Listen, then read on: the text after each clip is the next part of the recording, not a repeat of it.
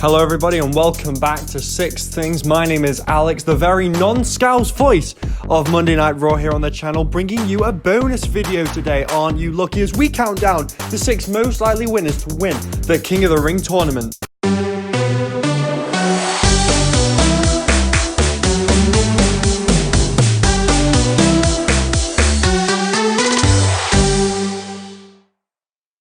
Out of the 16 men in the King of the Ring tournament, Andrade is the 6th most likely to win in my opinion.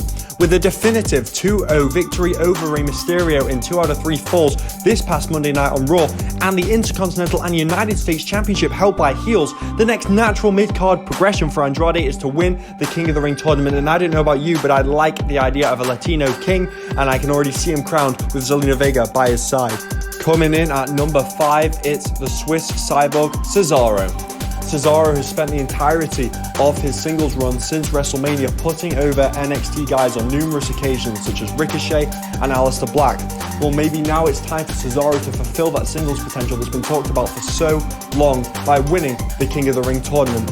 I also like what Imperium are doing in NXT UK, the idea that the ring is sacred and the best all-round wrestler is the champion. Well, the best all-round wrestler in this tournament is Cesaro, and therefore he should be declared the King of the Ring. It was in 1996 that Stone Cold Steve Austin won the King of the Ring tournament and cut the infamous Austin 316 promo that launched him to superstardom. Now Kevin Owens finds himself in a very similar position to Austin, battling a McMahon and even pulling out the stunner as his finishing maneuver. Part of me feels like the whole return of the King of the Ring tournament is just padding in the Kevin Owens Shane McMahon storyline, and we'll see the crowning of King Kev, and I think he'd be hilarious in the role of King. Number 3, Baron Corbin. Now, hang on a minute. When I sent a list of names to the producer for this video, he said, "Corbin, you sure?" And I'll explain why. The internet has mentioned nothing of Corbin winning this tournament is not considered a favourite, but in my opinion, he must be considered one of the favourites, and I was going to rank him even higher on this video. Corbin was general manager of Raw for months. He played the heel authority figure really well, and I tell you what WWE like, heel authoritative kings of the ring. He then ended Kurt Angle at WrestleMania before having a 3 pay-per-view long Universal Championship feud with Seth Rollins. WWE see Corbin as a main eventer, and now he's got nothing to do. King Corbin could be where it's at, and I think it's got such a nice ring to it. Coming in at number 2, it's Drew McIntyre. Drew McIntyre in the kayfabe world of WWE is their favourite, and online he's also the favourite.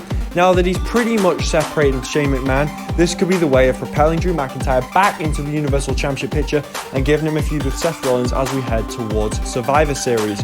Also, I don't know what it is, WWE love a king from the United Kingdom. We had King Regal 2008, King Sheamus in 2010, and King Barrett in 2015. I think maybe it's because we still have a monarchy around here. Nonetheless, Drew McIntyre certainly fits that mold. And coming in at number 1, my prediction to win the King of the Ring tournament 2019, the one and only King Ricochet. Now, Ricochet recently won the United States Championship, and for me again, it's one of those where the next natural progression for him as he moves up and climbs the ladder to that inevitable main event scene is winning the King of the Ring tournament. Reportedly, Paul Heyman, who's taken over a lot of operations backstage, is very hot on Ricochet, and before arriving in NXT, Ricochet used to wrestle by the name King Ricochet.